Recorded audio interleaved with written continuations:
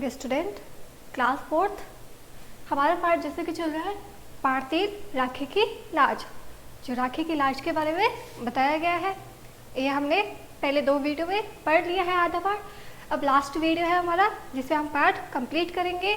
तो हम 2 वीडियो में क्या पढ़ा था एक बार वापस रिवाइज करूँगी। ओके, राखी की लाज ये ऐतिहासिक घटना के बारे में बताया गया है। ये उस समय की बात है जब भारतीय लोग आपस में लड़ाई झगड़ा करते थे, एक दूसरे को अपमानित करते रहते थे। इस पे यह भी बताया गया है कि परिस्थिति में किस प्रकार की शत्रुता की भावना भुलाकर सहयोग करना चाहिए।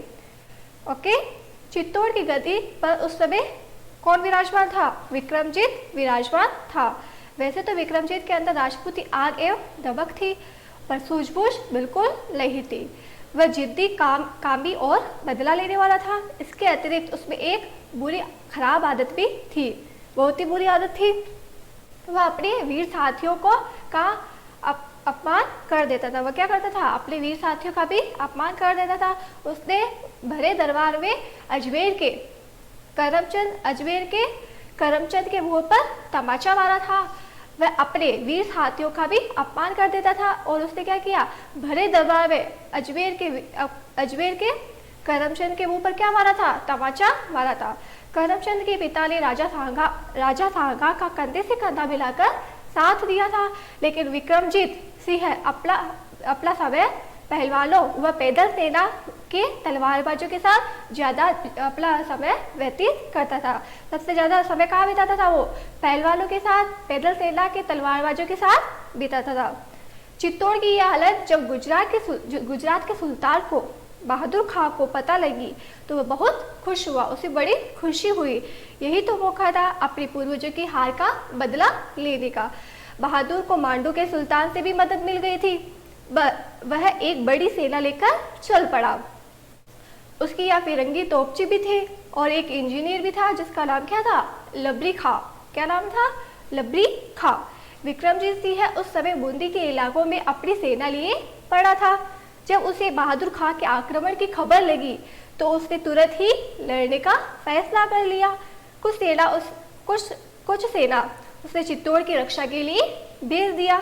आखिर राणा सांगा के पुत्र उदय सिंह की रक्षा करना भी आवश्यक था और मेवाड़ के वंश की रक्षा करने के लिए सभी आए थे। बूंदी का राजा अपने 500 हांडा वीरों के साथ आया था। सोलागुरी और देवरा के वीर भी आए थे। झालावाड़ और आबू राव के वीर भी इकट्ठे हुए थे। बहादुर ने चित्तौड़ के किले का घेरा डाल दिया। मौत से जूझने वाले राजपूत तो कम थे, लेकिन उसके दिल में उत्साह बहुत था। गढ़ के अंदर रानी कर्णावती और उनकी पूजनीय सास जवाहरबाई मौजूद थी। रानी कर्णावती को एक बात सूझी। उसने राजपुरोहित को बुलाया, फिर एक राखी पिटारी में रखी। 50 हांडा सवारों के साथ राजपुरोहित को सुरंग के द्वारा किले से बाहर निकाल दिया। उसने मुगल सम्राट हुमायूं के लिए राखी भेजी थी। किसके लिए राखी भेजी थी? मुगल सम्राट हुमायूं के लिए। किसने भेजी थी? रानी कर्णावती ने भेजी थी। उसे अपना भाई बनाया था। किसको भाई बनाया? हुमायूं को अपना भाई बनाया और रक्षा की प्रार्थना की थी।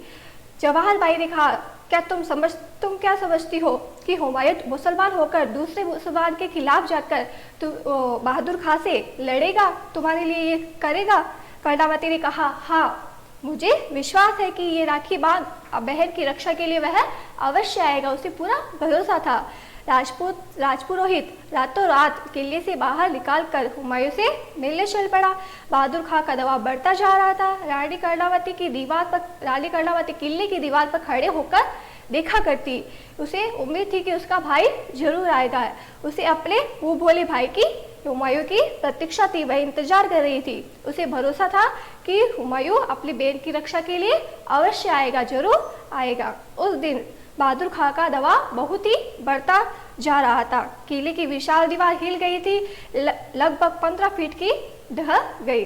बुरी तरह मारकाट हो रही थी। जवाहरबाई को कोई आसपास नजर नहीं आ रही थी। कोई भी आस भी नजर नहीं आ रही थी। उन्हें उम्मीद नहीं थी कि अब कोई बचेगा। उसने अपनी बहू कर्णावती को बुलाया और कहा, बेटी, अब वीरता दिखाने का समय आ गया है। शायद थोड़ी देर तक ही हमारे वीर इस हमले को रोक सकेंगे। कर्णावती ने एक बार फिर किले की दीवार से नजर दौड़ाई। वह बुदबुदाई। उसने बोला, मेरा मुंह बोला भाई, हुमायूं जरूर आएगा। सबसे पहले तो बालक उदय सिंह को किले से बाहर निकलवाना था। किसको? उदय सिंह उसका बालक था जिसको क्या करना था? बाहर निकलवाना था।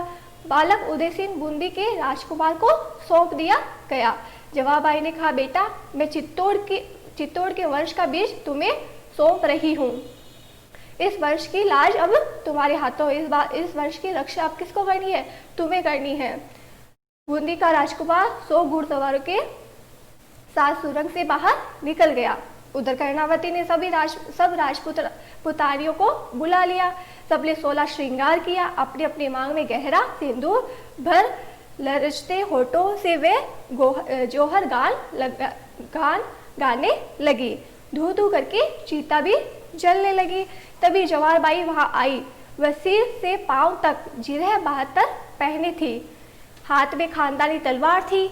अपनी बहू कर्णावती का माथा चूमकर उसने आशीर्वाद दिया और बोला, आक्रमण बढ़ता जा रहा है वो। जब तक तुम अग्नि देवता के शरण में जाओगी तब तक मैं इनके आक्रमण के वेग को थामे रखूंगी। जोहर व्रत में विघ्न नहीं पड़ेगा, नहीं पड़ना चाहिए। यह कहकर जवारबाई ने बच्चे खुचे योद्धाओं को टेर दी। किले का फाटक खोल दिया गया। देवला की राजकुमार के हाथ में चित्तौड़ की पताका थी। जवारबाई घोड़ों को एड़ लगाकर गरजी और क्या बोलने लगी? गरजते हुए जोर जोर से बोलने लगी, हर हर महादेव। उसके पीछे राजपूतों की एक भीषण आंधी बहादुर खां की सेना पर टूट पड़ी। ओके, यहाँ तक हमने पहले वाली वीडियो में पढ़ा था।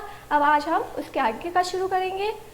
आपके स्क्रीन पे भी दे रखा है और आप पेज नंबर 17 निकाल सकते हैं। बहादुर खां अवाक होकर देखता रहा। जवारबाई शत्रुदल में घुसकर कूद्र ततैये की तरह लड़ी। थोड़ी ही देर में उसके सभी सिपाही और स्वयं वीर गति को प्राप्त हुई। खुद क्या हुई? स्वयं ही वीर गति को प्राप्त हो गई। उधर कर्णावती 13,000 वीरांगनाओं के साथ अंगरी में प्रवेश कर गई। 32,000 राजपूत खेत रहे। जब राजपुर सम्राट हुमायूं के पास रानी कर्णावती की राखी लेकर पहुंचा, उस समय हुमायूं बंगाल की तरफ कूच की तैयारी करने में लगा था। वह कूच की तैयारी कर रहा था। शायद वह पहला मुसलमान था जिसे एक हिंदू बहन ने राखी भेजी थी। किसने भेजी थी? रानी कर्णावती ने हुमायूं को राखी भेजी थी। रानी कर्णावती कौन थी? हिंदू और हुमायूं मुसलमान था। और वह पहली हिंदू थी जिसने एक मुसलमान के लिए राखी भेजी थी। अब मुसलमान को मुंह बोला भाई बनाया था। हुमायूं का दिल भर आया। उसे बहुत खुशी हुई और उसने बंगाल की तरफ बढ़ती हुई अपनी सेना को राजपूताना की ओर मोड़ दिया। जब वह चित्तौड़ पहुंचा तो बहुत देर हो चुकी थी। जब तक वह चित्तौड़ पहुंचा तो उसे बहुत देर हो चुकी थी। हुमायूं की आंखें भर आई कि उसने कुछ नहीं किया, अपनी बहन की रक्षा नहीं कर पाया। इस तरह उसकी आंखें भर आई। उसने हुमायूं खां की सेना की धज्जियां उड़ा दी। जिस मांडू के सुल्तान ने बहादुर खां को मदद दी थी, सुल्तान ने बहादुर खां को मदद दी थी, उसे बदला भी लिया। हुमायूं ने मांडू पर आक्रमण किया और शहर को लूटकर सुल्तान को बंदी बनाया। फिर हुमायूं ने अपनी राखी बांध हिंदू बहन रानी कर्णावती के पति विक्रमजीत सिंह की कमर में तलवार बांधी और उसे चित्तौड़ की गद्दी पर बैठाया। ओके, ये कहानी यहीं पर खत्म हो चुकी है। तो इससे हमें क्या सीख मिलती है? मैसेज दिया हुआ है साइड में, उस पर क्या लिखा है? हमें मानवता के कारण विपत्ति काल में धर्म से ऊपर उठकर सोचना चाहिए। ओके, यहाँ तक ये हमारा चैप्टर कंप्लीट हो चुका है। अब आगे का क्या है? जो मैंने बस PDF के जरिए भेजा था वो आपने कंप्लीट कर लिया होगा। नवीन शब्द, वस्तुनिष्ठ प्रश्न और बातों बातों में, ये सब आपको वर्क में दे दिया गया है जिससे आपने कंप्लीट कर लिया। कुछ रिक्त स्थान और भेजूंगी जो आपको कंप्लीट करना है। Okay, thank you.